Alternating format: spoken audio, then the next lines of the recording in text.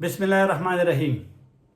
आज आपके साथ बात करेंगे पाकिस्तान के वज़ीर दिफ़ा ख्वाजा मोहम्मद आसिफ के एक हालिया इंटरव्यू का, जो उन्होंने स्काई न्यूज़ को दिया है, जो बरतानवी टेलीविज़न है। और ख्वाजा आसिफ का ये इंटरव्यू आजकल वायरल है, पाकिस्तान में भी और अफ़गानिस्तान में इन पर बात हो रही है और भारत में भी।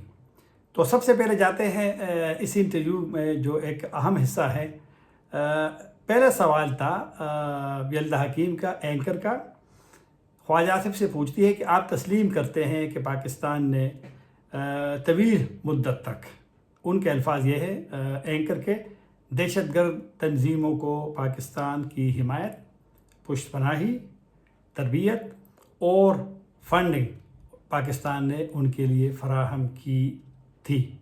ख्वाजा आसिफ का जवाब है कि हमने अमेरिका के लिए, ख्वाजा आसिफ के बकौल, 30 साल तक ये गंदा खेल खेला है। और आगे बोलता है कि मगरिब, बरतानिया समेत मगरिब के लिए भी हमने ये काम किया है।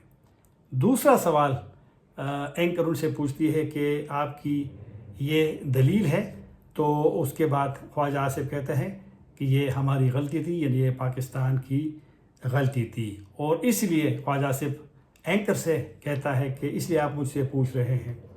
फिर ख्वाजा आसिफ फरमाते हैं कि अगर सोवियत यूनियन के ख़िलाफ़, यानी आम इस्तिलाह में अब रूस के ख़िलाफ़ या रूसियों के ख़िलाफ़, उस वक्त चूँकि मरकज़ी एशिया के ममालिक और कुछ और सोवियत यूनियन कहा जाता था उनको, तो उनके ख़िलाफ़ अगर जंग का हिस्सा ना होते और फिर उन्होंने 9/11 के बाद अमेरिका के साथ जो पाकिस्तान का ताउन था उसका हिस्सा ना होते, तो ख्वाजा आसिफ के बकौल पाकिस्तान का रिकॉर्ड, ट्रैक रिकॉर्ड, वो शक से बालातर था। ये तो हो गया ख्वाजा आसिफ का बयान। अब इसका जवाब कौन देगा? इसका जवाब सबसे पहले तो जनरल ज़ियाउल हक, उनके अक्सर जो उनके वक्त में फ़ौज में थे, मुमकिन है कि रिटायर हो या दुनिया में ना हो, लेकिन मुमकिन है कुछ जवान हो, लेकिन अगर रिटायर लोग भी हो तो उनको जवाब देना चाहिए कि पाकिस्तान का उस वक्त का फ़ैसला दुरुस्त था या सही था। मेरी कई लोगों से बात हुई, अफ़गानिस्तान के साबिका जिहादी रहनुमाओं के कुछ लोगों से, क्योंकि कुछ जिहाद रहनुमा अभी तक ज़िंदा है, हिकमत यार है और अब्दुर्रब रसूल सयाफ़ है, और किसी हद तक डॉक्टर अब्दुल्ला भी, जो कि अहमद शाह मसूद के साथी थे। तो ये लोग, कुछ लोग इस दुनिया में अब नहीं रहे, लेकिन उसके कुछ लोग तो जो सेकंड मतलब है कि उसकी लीडरशिप थी, जिस तरह गिलानी साहब के बेटे हामिद गिलानी ज़िंदा है, और भी काफ़ी सारे लोग हैं। तो उनसे अगर आप बात करें तो उनका एक नज़रिया है कि जो सोवियत यूनियन 79 में अफ़गानिस्तान पे उन्होंने कंट्रोल हासिल किया था, तो बुनियादी तौर पे अफ़गानों ने उनके ख़िलाफ़ मुज़ाहिमत शुरू की थी। और उस वक्त 7 पार्टियाँ पाकिस्तान में थी, बड़ी मशहूर पार्टियाँ थी। तो उस दौरान तकरीबन 10 साल तक या 9.5 साल तक सोवियत यूनियन जब अफ़गानिस्तान पे काबिज़ थे, तो उनके ख़िलाफ़ 1 से 2 मिलियन की बात भी हो रही कि अफ़गानिस्तान के लोगों ने जाने दी थी, और कुछ लोग 2 से 3 मिलियन की बात करते, लेकिन मिलियंस एक तो जिन्होंने जाने दी थी, और उसके बाद मिलियंस वो मुहाजिर हो गए थे, पाकिस्तान, ईरान और दीगर ममालिक। तो अफ़गानों ने ये मुज़ाहिमत शुरू की थी, मुजाहिदीन की पार्टियाँ, उसमें कोई शक नहीं है कि वो पार्टियाँ सारे पाकिस्तान में थी।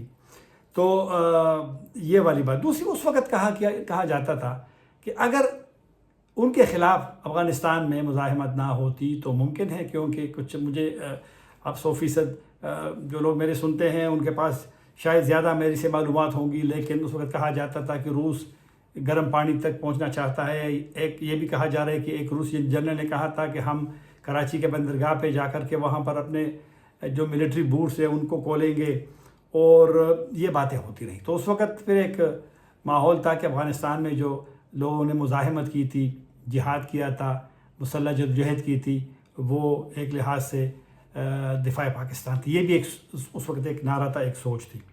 तो ये था। अमरीकी उस वक्त नहीं आए थे शुरू में, जो अफ़गानिस्तान की तारीख़ के इसी सोवियत यूनियन के बाद जानते हैं, وہ بھی خود بتا دیں گے، میرے بیان سے اختلاف بھی کیا جا سکتا ہے کہ 2-3 سال بعد امریکہ کو جب معلوم ہوا کہ روسیوں کی کیجویلٹی شروع ہو گئی ہے اور ان کے لیے فرصت پیدا ہو گئی ہے کہ اب کمیونزم کے خلاف منظم ہو جائے اور ان کے یعنی ان کو شکست دی جائے افغانستان میں، صرف امریکہ نہیں، صرف مغرب نہیں، پوری دنیا یہاں پہ اس جنگ کا حصہ تھی۔ مجھے یاد ہے، میں تو اس وقت اسٹوڈنٹ تھا مردان کالج کا، لیکن ہم سنا کرتے تھے، میں صحافی نہیں تھا۔ بعد میں پشاور میں جب ہم پڑھتے تھے تو یہ تھا کہ پاکستان کی ہمدردی کے علاوہ پوری دنیا یہاں تھی۔ چین کے بارے میں سنتے تھے، چین کمیونسٹ رجیم تھا بھی، یہ ہے بھی، کہ وہ بھی اس وقت کے مجاہدین کو، جو پارٹیاں تھیں ان کو اسلحہ، چینی اسلحہ بھی ان کے پاس ہوتا تھا۔ تو ایک پوری دنیا اس میں شامل ہو گئی تھی۔ تو یہ صرف نہیں کہ بس یہ امریکہ آ گیا تو امریکہ کا جنگ تو یہ۔ دوسری بات یہ ہے کہ اب خواجہ آصف کو بیان ہو دے، ایک خواجہ آصف مسلم لیگ نون کے رہنما ہیں۔ جب یہاں پر اسلام آباد میں مجاہدین گروپس کے درمیان ایک معاہدہ ہوا تھا، اسلام آباد ایکارڈ، تو نواز شریف کی موجودگی میں ہوا تھا۔ نواز شریف نے وہ تو مطلب کہ وہ معاہدے کے پیچھے اس وقت وزیر اعظم پاکستان نواز شریف تھے۔ تو اب خواجہ آصف سے کون پوچھے کہ ان کے لیڈر ضیاء الحق بھی، ظاہر بات ہے کہ اس وقت بھی مسلم لیگ نون جس حالت میں اس وقت تھی وہ بھی ضیاء الحق کے لوگ تھے، اس میں کوئی شک نہیں ہے۔ تو نواز شریف صاحب بھی ذرا خواجہ آصف صاحب سے پوچھیں اور ان کے بیانات کا بھی ان سے پوچھیں کہ ایک موقع محل کسی چیز کا نہیں ہوتا۔ اب ہندوستان کے ساتھ پاکستان کا معاملہ ہے اور درمیان میں آپ اپنی تاریخ کو اب غلط کہتے ہیں اور آپ کے بیان سے ایک نئی بحث چڑھ گئی ہے، آپ نے تمام اس کو دہشت گرد قرار دیا ہے۔ تو آپ نواز شریف صاحب سے یہ پوچھ سکتے ہیں خواجہ آصف صاحب کہ نواز شریف صاحب نے جو معاہدہ کرایا تھا اسلام آباد ایکارڈ 1993 میں، تو وہ لوگ کون تھے؟ تصویریں تو آپ نے دیکھی ہوگی، انٹرنیٹ پہ سرچ کیجیے گا خواجہ آصف صاحب، تو اس کا آپ کیا جواب دیں گے؟ کیا وہ نواز شریف صاحب دہشت گردوں کے درمیان معاہدہ کرا رہے تھے؟ اس کا جواب پلیز آپ ضرور مجھے نہ دیں، میں تو کوئی بڑی چیز نہیں ہوں، لیکن آپ ضرور عوام کو دیجیے گا۔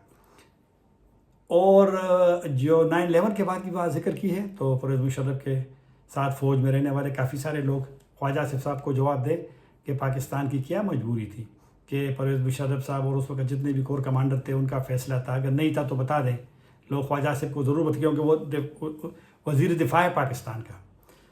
اور خواجہ آصف صاحب ویسے بیانات کے لیے مشہور بھی ہے، وہ جب بھی ان کو موقع ملے افغانستان میں ایئر سٹرائک کا وہ بار بار ذکر کرتے ہیں کہ ایک ایئر سٹرائک کریں گے۔ دنیا میں مجھے ایسا کوئی وزیر دفاع بتائیں کہ جس طرح ہمارے وزیر دفاع ہیں، جو ہر وقت بس ایک بیان کے موڈ میں ہوتے ہیں۔ میرے خیال میں یہ جو عہدہ ہوتا ہے یہ سنجیدہ اور اس کی ایک حیثیت ہے، تو لہٰذا بجائے اس کے کہ تنازعات کو جنم دیا جائے، جو آج کل پاکستان کو ایک خطرہ درپیش ہے، اس پہ فوکس کرے اور تاریخ کو مسح بالکل بھی نہیں کرنی چاہیے۔ ہاں، میں دوبارہ کہتا ہوں خواجہ آصف صاحب کہ نواز شریف صاحب سے پوچھیں کہ جنہوں نے اس کا معاہدہ کروایا تھا اسلام آباد میں 1993 میں، وہ دہشت گرد تھے یا وہ اس وقت مجاہدین رہنما تھے؟ اللہ حافظ۔